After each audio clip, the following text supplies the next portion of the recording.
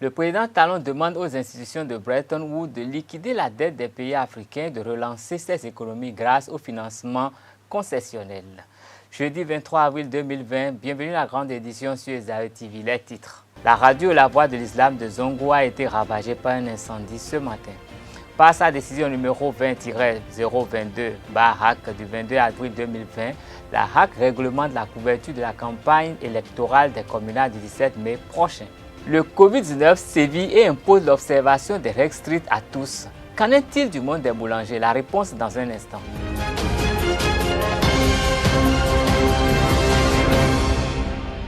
Mesdames et messieurs, bonsoir. Démarrons cette édition par une brève. De sources crédibles, Armand Gansey serait convoqué par l'Office central de répression de la cybercriminalité, OCRC, pour demain vendredi 24 avril 2020.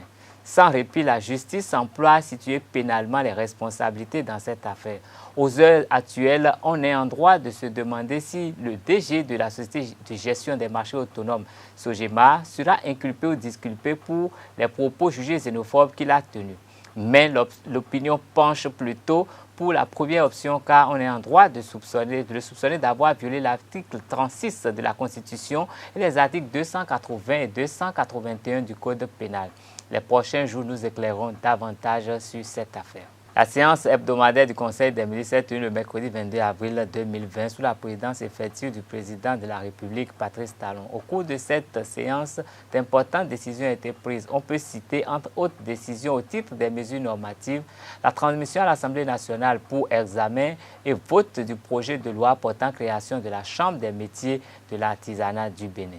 Pour en savoir davantage, je vous invite à suivre le ministre de la Communication et des Postes et porte-parole du gouvernement Alain Orunla à l'occasion de la traditionnelle conférence de presse faisant office du compte-rendu du Conseil des ministres.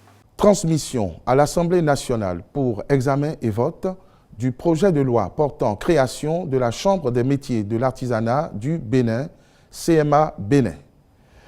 Le gouvernement a prévu dans son programme d'action la révision des textes régissant le secteur de l'artisanat.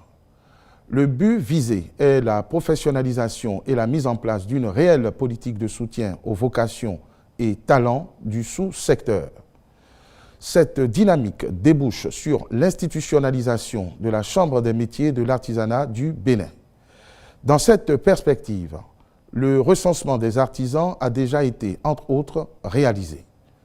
C'est pour conduire la réforme à son terme que le présent projet de loi est initié. Une fois adopté, le texte consacrera les bases légales de la Chambre qui sera l'organe représentatif des intérêts généraux des acteurs auprès des pouvoirs publics. Cette Chambre sera également investie des missions de formation, de conseil, d'accompagnement, d'identification et d'immatriculation des entreprises artisanales. Modalité d'identification des utilisateurs de services de communication électronique en République du Bénin. L'efficacité du portail national des services en ligne est tributaire d'une identification efficiente des usagers. En effet, ceux-ci ont besoin de communiquer sous le sceau de la confidentialité certaines informations avec l'intégrateur du dit portail, notamment les codes d'accès sécurisés et les notifications aux clients. Or, les incertitudes et les déviances notées dans l'utilisation des réseaux de communication électronique peuvent constituer autant de menaces auxquelles il convient d'opposer des mesures de sécurisation pertinentes. L'identification fiable des abonnés des réseaux GSM participe de cette démarche et résulte de l'application de la loi portant code du numérique. C'est pourquoi le Conseil a adopté le présent décret et instruit la ministre du Numérique et de la Digitalisation de veiller à son application. Le Conseil a, au titre des autres mesures normatives, adopté le décret portant réquisition de plages horaires sur les radios et télévisions émettant sur le territoire national pour l'organisation de la campagne par voie médiatique des élections municipales et communales du 17 mai 2020. Approbation de la 3e stratégie nationale de développement statistique SNDS3 et modalités de mobilité des acteurs impliqués dans l'organisation et le déroulement des municipales et communales du 17 mai 2020 sont également des décisions issues de la séance ordinaire du Conseil des ministres de cette semaine. Approbation de la 3e stratégie nationale de développement de la statistique SNDS3. L'évaluation en 2017 par une équipe d'experts internationaux de la précédente stratégie couvrant la période de 2014-2016 a fait ressortir un faible taux de réalisation de ces objectifs, soit 39%. À cette évaluation s'ajoute un diagnostic du système statistique national qui a révélé une série de dysfonctionnements qui entravent son efficacité. Au nombre de ceux-ci, il y a lieu de citer l'obsolescence des textes législatifs et réglementaires encadrant l'activité statistique, l'absence d'une coordination des différentes unités de production des statistiques courantes, l'incapacité pour l'appareil statistique de produire certains indicateurs des objectifs de développement durable, l'insuffisance des ressources humaines, matérielles et financières, la faible diffusion des statistiques produites. Pour corriger ces faiblesses et au regard de la nécessité de satisfaire les demandes de statistiques induites par les divers agendas nationaux et internationaux servant de cadre de référence en matière de développement, il est nécessaire d'élaborer une nouvelle génération de stratégies nationales de développement de la statistique pour les 4 prochaines années.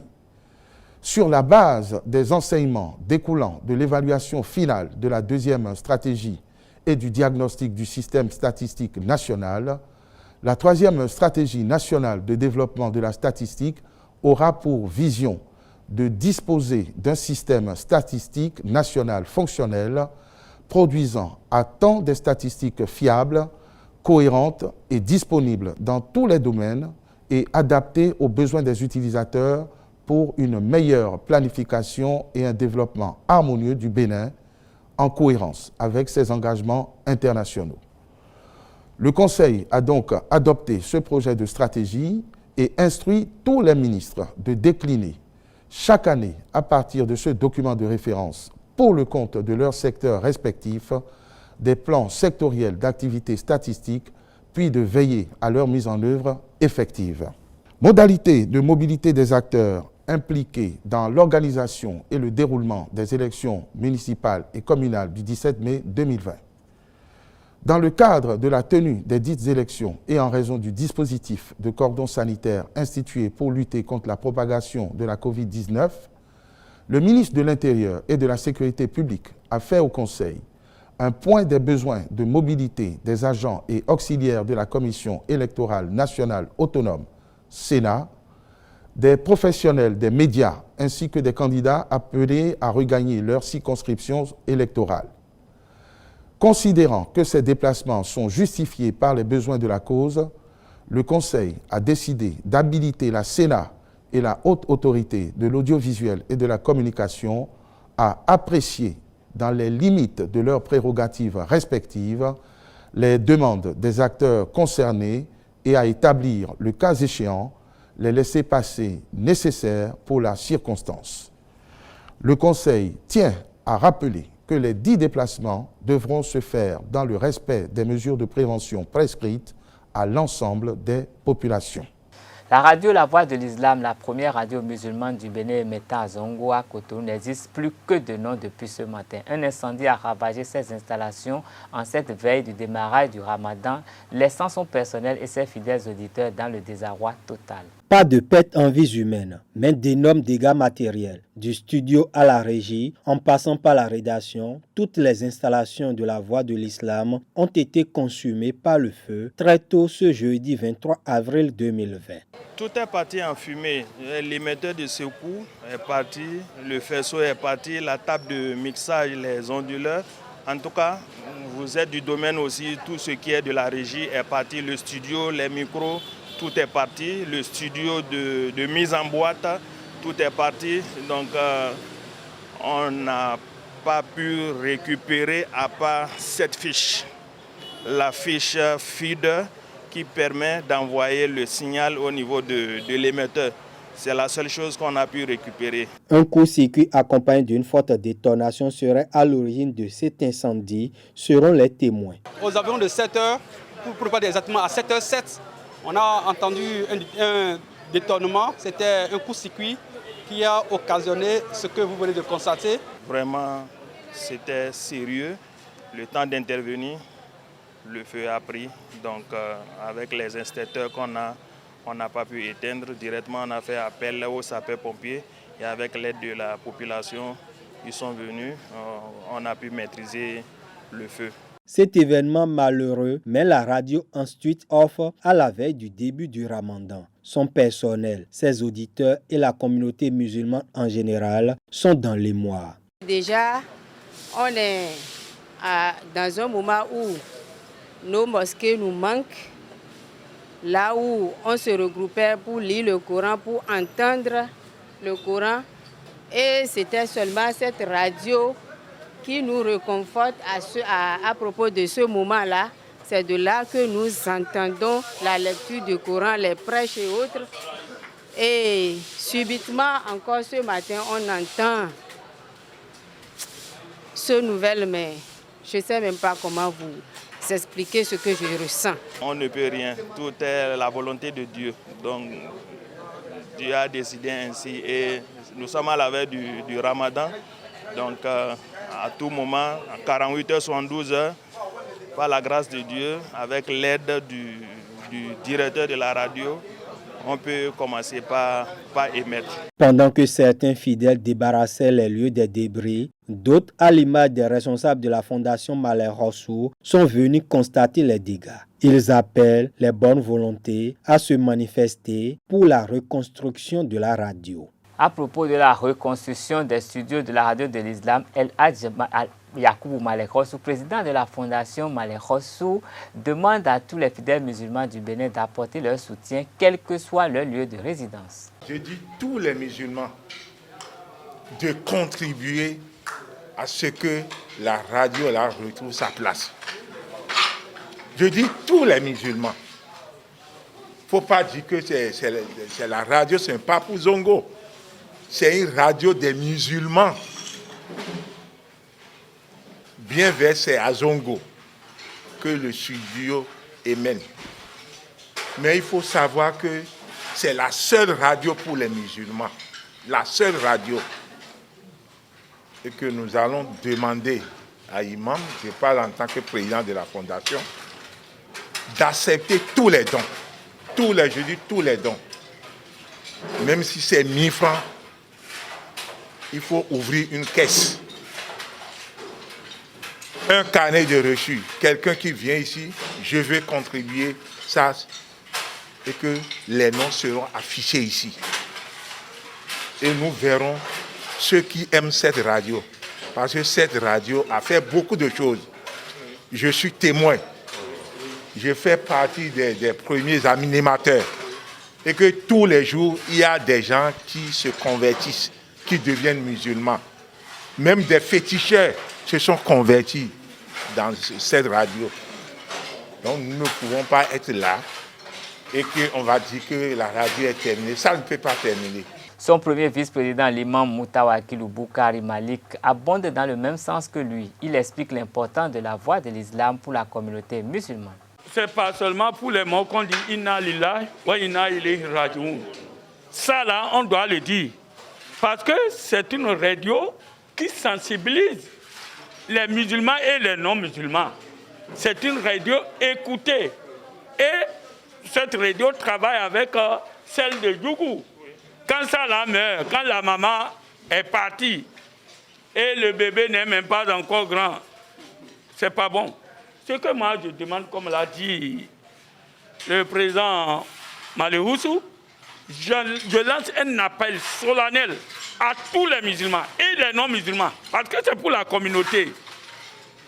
Et au premier plan, au gouvernement, parce que la communauté musulmane fait partie de la République du Bénin. Et que tout ce qu'ils font ici pour sensibiliser, c'est pour aider le gouvernement à maîtriser quelques défauts de certains. Donc, ce que nous demandons, surtout à nos ministres, à nos députés, je sais que Imam Habib ne va pas dire donner, comme l'a dit le président. Nous, il faut qu'on demande. Et Inch'Allah, par la grâce de Dieu, un jour, ça ne serait pas seulement la radio, ça serait radio-télévision, par la grâce de Dieu. Et que je demande à Dieu le Tout-Puissant, le Tout-Miséricordieux, de nous donner la santé, longévité, et que le mois béni là, qui rentre, Dieu sait ce qu'il a fait. Et il va nous remplacer le meilleur. Parce que Dieu ne fait pas quelque chose pour rien. Parce que Dieu dit quand quelque chose vient à un musulman, il sait, c'est pour son bonheur. Vous verrez que cette radio sera la meilleure radio dans peu de temps. Que Dieu le Tout-Puissant, le Tout-Miséricordieux, met la tranquillité, la patience dans le cœur de tous ceux qui travaillent ici, surtout dans le cœur de notre frère Imam Habib. Que Dieu vous bénisse et que, Inch'Allah, que Dieu laisse que nous commençons ce Ramadan dans la paix. Mais ne laissez pas que ce qui s'est passé soit des paroles. Parce que je sais, les Béninois aiment trop parler. Ils vont trouver des choses. Celui qui parle de mal de ça, là, quand il a le malheur, Dieu va le finir. Donc, cherchons les solutions pour que cette radio revienne en bon état et pour que nous en profitons tous, parce que nous tous, quelquefois, nous intervenons. Que Dieu, le Tout-Puissant, le Tout-Miséricordieux, nous laisse que, à part cette pandémie encore, nous ne voulons pas d'autre chose. Que Dieu garde ce pays dans la paix, dans l'amour, dans la fraternité, dans la justice, dans l'équité, dans la transparence, et pour que nous puissions s'entraider dans le bonheur. Restons dans le monde des médias avec la récente décision de la RAC au sujet des communales de mai 2020.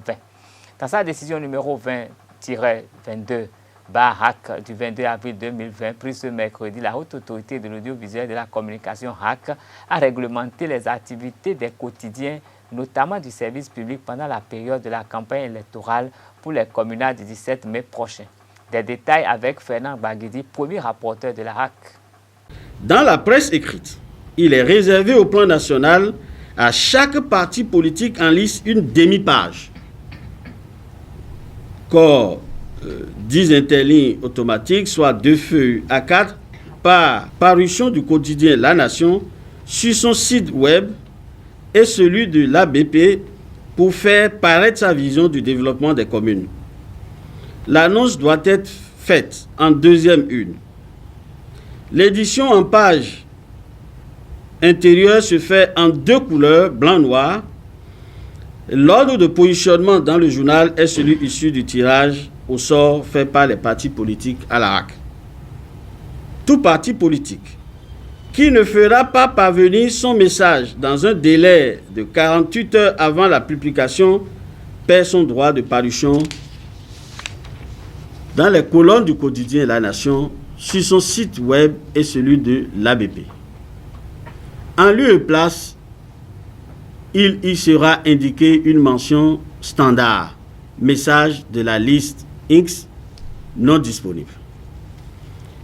La publication de tout encart de propagande politique dans le quotidien La Nation, sur son site web et celui de l'ABP est interdite durant la période de la campagne.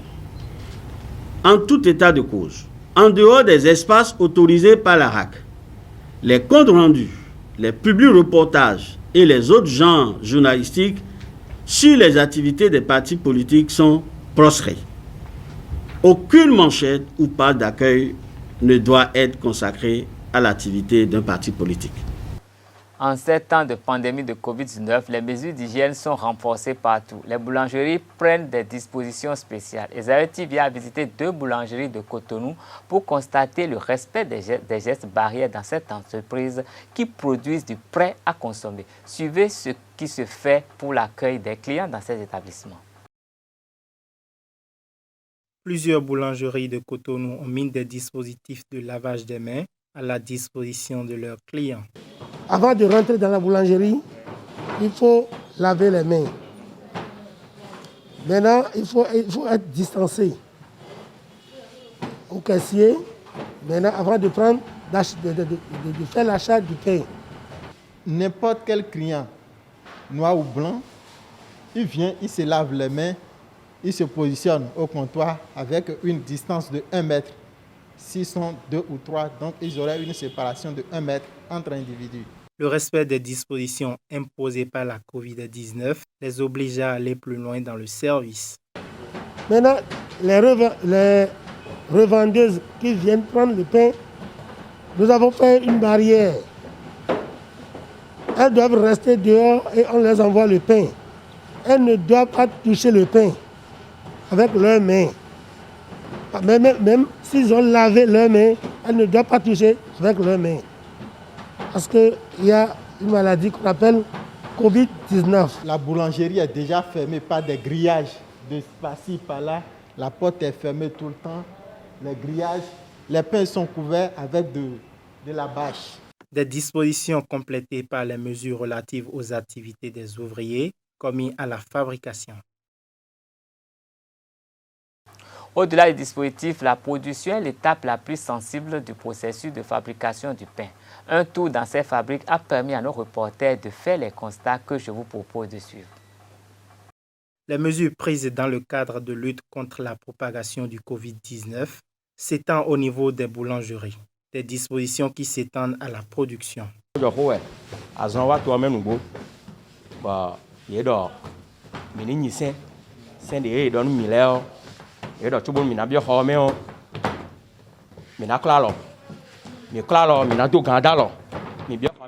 que le Covid-19 fait ravage, nous avons renforcé les conditions d'hygiène. Nous avions déjà l'habitude de nous laver les mains et de porter les masques.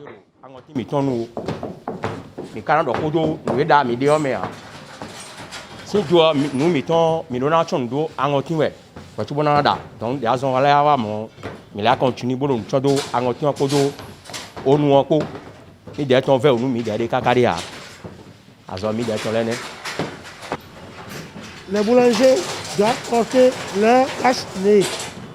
Les caissiers aussi, tout le monde. Le gant est obligatoire. Maintenant, avant de sortir, si vous venez, vous lavez encore les mains et vous sortez. Les dispositions diffèrent d'une boulangerie à une autre. Porter les masques, les gants, nous laver les mains et respecter les règles d'hygiène était la norme ici. Mais depuis qu'il est question de maladie, nous y accordons un soin particulier.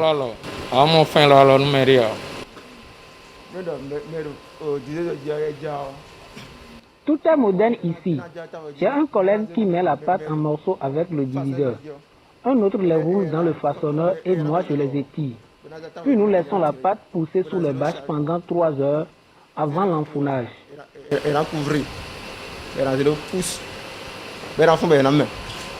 La pandémie du Covid-19 oblige les boulangeries à respecter les règles de base de leur profession et il convient que les autorités les obligent au respect strict des nouvelles dispositions à travers des contrôles inopinés.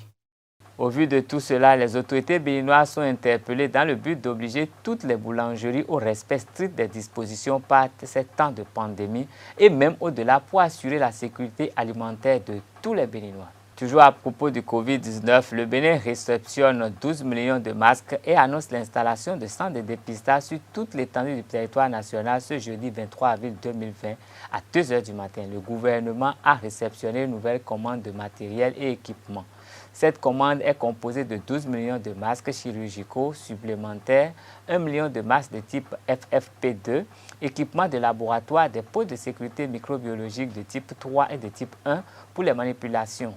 Le gouvernement annonce également l'installation de laboratoires dans les 12 départements pour faire le dépistage. Avec ces 12 millions de masques, le Bénin a réceptionné sur la période près de 30 millions de masques commandés et renforce plus encore ses capacités de gestion de la pandémie. Le président Patrice Talon a adressé une correspondance aux institutions de Bretton Woods cette semaine. Selon la tribune publiée par le ministre des Affaires étrangères dans Jeune Afrique cette semaine, le président béninois aurait proposé au FMI et à la Banque mondiale des mesures pour liquider la dette des pays africains au lieu des moratoires et des annulations. Il propose également la relance des économies de ces pays via les financements conceptionnels. Ce sera tout pour cette édition. Merci de rester fidèle au programme de Zayo TV. Gardez le replay www.zayo-tv.bg.